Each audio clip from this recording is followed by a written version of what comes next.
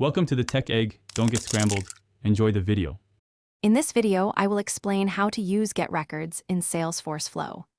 This powerful element allows you to fetch data directly from your Salesforce database. You can retrieve information from a single record or multiple records based on specific criteria you define. It's an essential tool for building dynamic and data-driven automations within your organization. We will cover the key steps to effectively implement this feature, ensuring your flows are efficient and robust. To configure the Get Records element, first drag it onto your canvas.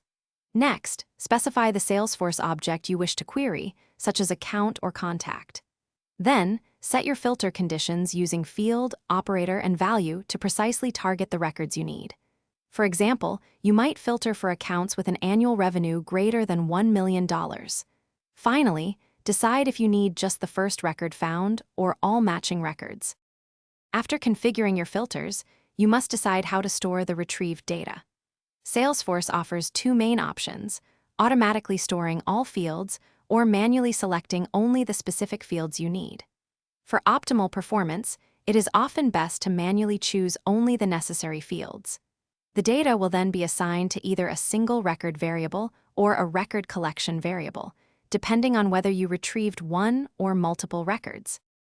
To ensure your flows are efficient and performant, always apply robust filter conditions to retrieve only the essential records.